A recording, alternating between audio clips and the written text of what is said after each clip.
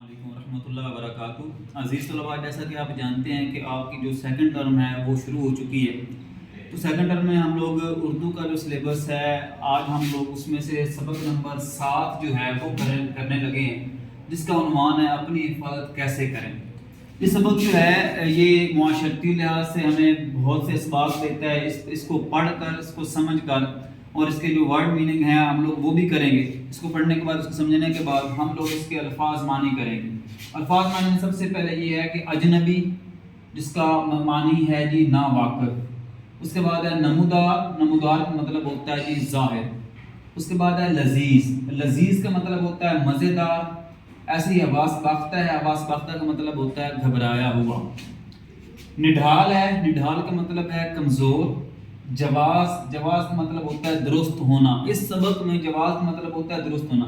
ویسے جواز کا جو مطلب بنتا ہے وہ ہوتا ہے وجہ۔ جواز کا مطلب کیا ہوتا ہے؟ ویسے ہوتا ہے وجہ، لیکن اس سبق میں ہم لوگوں نے کہنا ہے کہ درست ہونا۔ جب ہم لوگ یہ الفاظ معنی یاد کر لیں گے، اس کو کاپی پر لکھ لیں گے، تو ساتھ ہی ہم لوگ اس کے 3 سوال ہیں، اور یہ جو سوال ہیں یہ پڑھنے کے دوران میں سے میں نے لیے ہیں جی۔ اس میں سوال نمبر 1 ہے کہ بلال کو بازار سے کیا خریدنا تھا، کہ بلال جو ہے وہ بازار کیوں گیا۔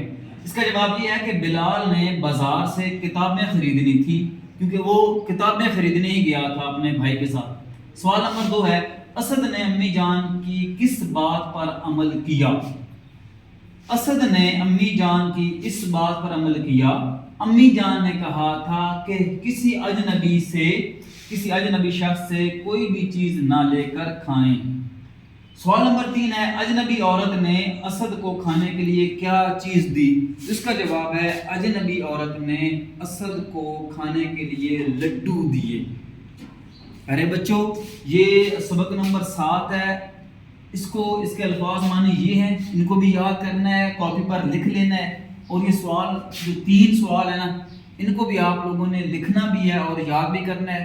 حاشیے لگا کر، بارڈر لائن لگا کر سرخیاں صحیح دینی ہے، رابطہ کی علامت کا خصوصی خیال رکھنا ہے۔